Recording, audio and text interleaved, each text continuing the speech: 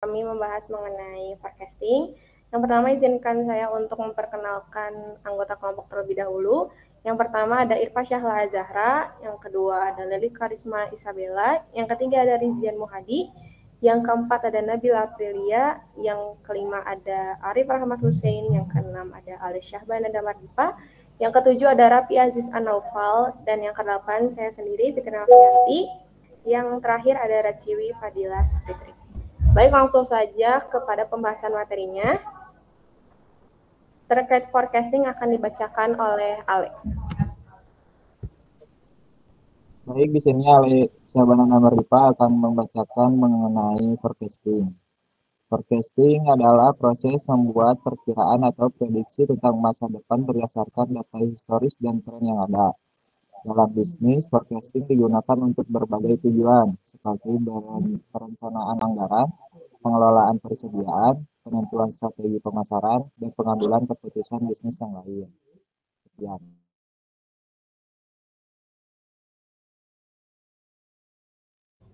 Baik, terima kasih Ale. Untuk selanjutnya ada elemen forecasting beserta penjelasannya akan dibacakan oleh Raffi. Yang selanjutnya ada elemen forecasting, yaitu ada 5. Yang pertama ada analisis data. Forecasting dimulai dengan analisis data historis secara mendalam. Ini meliputi mengamati tren masa lalu, pola, dan peristiwa yang dapat memberikan wawasan tentang perilaku masa depan. Yang kedua ada asumsi.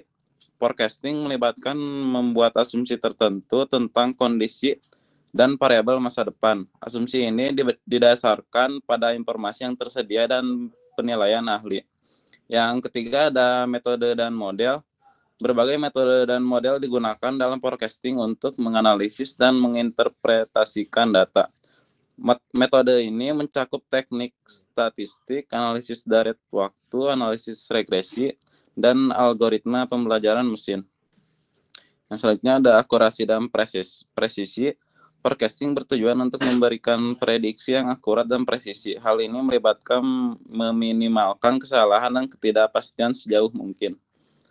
Yang selanjutnya ada monitoring dan umpan balik. Forecasting adalah proses iteratif yang membutuhkan monitoring dan umpan balik yang kontinu. Seiring dengan tersedianya data baru, prediksi perlu diperbarui dan disesuaikan.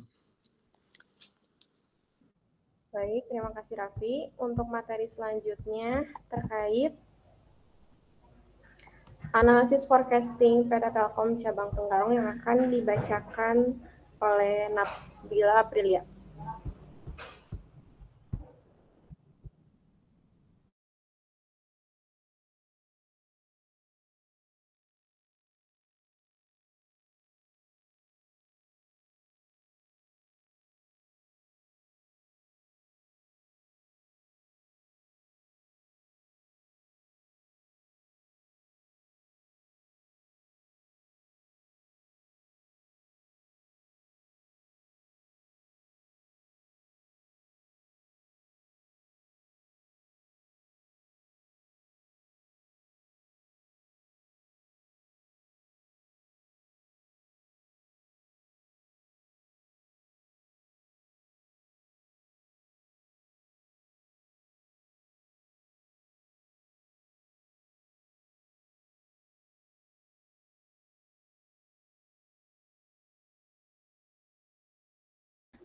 Baik, terima kasih Nabila. Untuk selanjutnya, terkait kerangka pemikiran teori dan metode penelitian akan dibacakan oleh Syahla dan Leli. Baik, di sini saya akan membacakan, mengenai kerangka pemikiran teori. Yang pertama ada deret waktu atau time series. Rentetan data yang sekuensial terhadap waktu, lalu memprediksi data-data yang akan datang berdasarkan data sebelumnya. Menurut Chase, Jacob, and Aquilano, 468, time series analysis adalah beberapa model, yaitu simple moving average, weighted moving average, exponential smoothing, regression analysis, Box-Janskin technique, skin time series, dan trend projection. Lalu di sini terdapat perkembangan penjualan. Menurut swasta 2008, lamaran penjualan adalah tingkat penjualan yang diharapkan dapat dicapai pada masa yang akan datang dan mendasarkan pada data penjualan real. Supranto 2003 mengatakan ramalan penjualan merupakan suatu faktor yang harus diperhatikan di dalam perencanaan perusahaan atau business planning.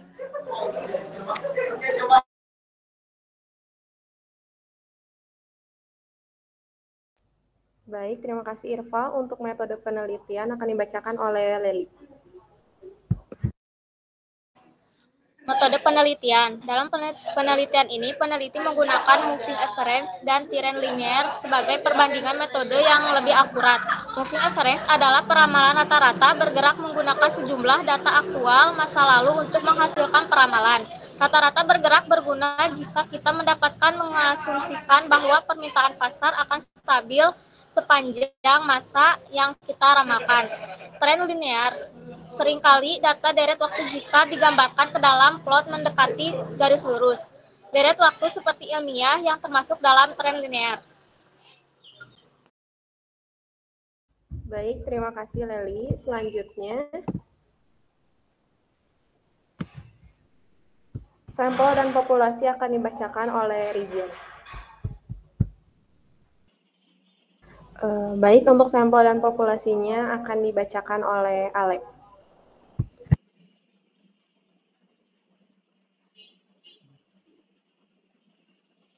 Jadi di sini saya akan membacakan sampel dan populasi. Populasi dalam penelitian ini adalah volume penjualan unit produk IndiHome PT Telkom cabang Senggarong. Sampel yang digunakan dalam penelitian ini adalah volume penjualan unit produk IndiHome pada bulan November 2017 sampai dengan Desember 2019. Baik, terima kasih Ale. Selanjutnya pembahasan akan dibacakan oleh Ratsiwi.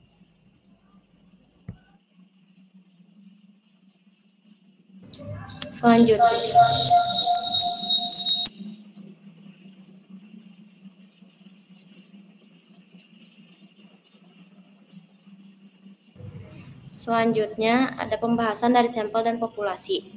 Dalam penelitian ini dapat menghasilkan perbedaan dalam metode single moving average dan metode trend linear. Pada metode single moving average dapat diperoleh hasil peramalan dengan MAD dan MSE yang berbeda-beda setiap bulannya. MAD dan MSE yang diperoleh akan semakin kecil per bulannya, maka tingkat kesalahan yang akan semakin kecil karena nilai MAD dan MSE mendekati 0. Sedangkan pada metode trend linear, nilai MAD dan MSE yang diperoleh cenderung konstan, maka tingkat kesalahan akan tetap setiap bulannya. Jika dibandingkan dengan metode single moving average, untuk jangka panjang peramalan lebih efektif dibandingkan metode trend linear. Karena single moving average akan semakin kecil MAD dan MSE atau dapat dikatakan semakin rendah tingkat kesalahan bila digunakan jangka panjang. Baik, terima kasih pada Datsiwi. Selanjutnya,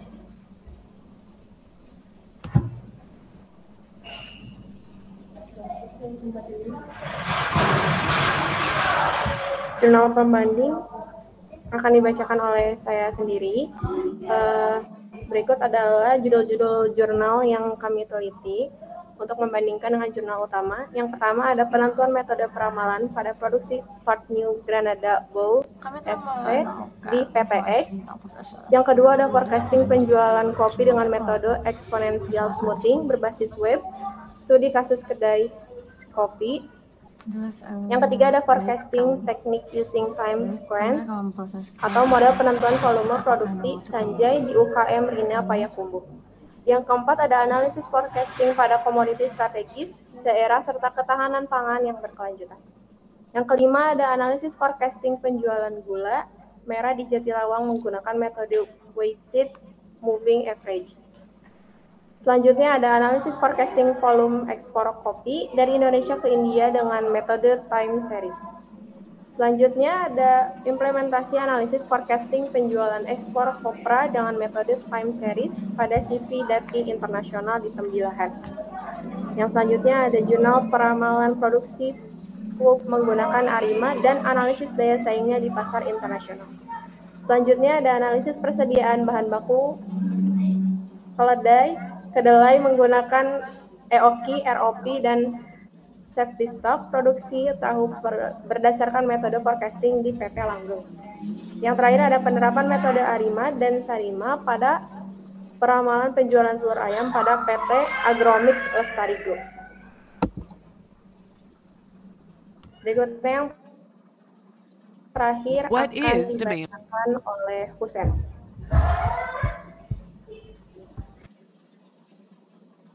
Baik, terima kasih Fitria. Baik, saya akan membacakan tentang kesimpulan.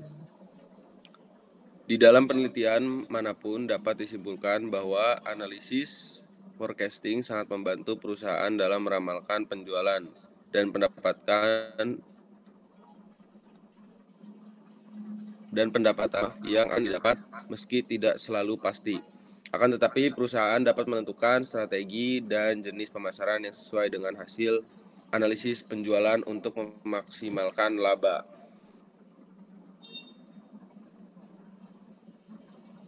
Baik, terima kasih kasih. Husen. Untuk cuplikannya kita akan tonton bersama-sama mengenai forecasting. Demand forecasting. Demand forecasting is the process of analyzing data like historical sales to predict what customer demand will be for a product or service in the future. It helps businesses make better informed supply and inventory decisions, as well as estimate total anticipated sales and revenue. Without accurate demand forecasting, businesses run the risk of two detrimental scenarios. 1, tying up cash in excess inventory, or 2, running out of items, resulting in stockouts or unfulfilled orders. Both will result in unrealized revenue and unhappy customers. With demand forecasting, demand planners can make informed decisions across the business. Inventory planning is conducted with predicted future demand in mind, ensuring appropriate inventory levels. In turn, space utilization in the warehouse is optimized, so the fastest moving products are the easiest to fulfill. Demand forecasting also allows businesses to use future performance projections to make smarter decisions around areas like budgeting, resource allocation, pricing, and staffing. With proper demand forecasting processes in place, companies get valuable insights and can better position themselves to meet customer needs, in turn maximizing profitability, decreasing overhead costs, and increasing customer satisfaction.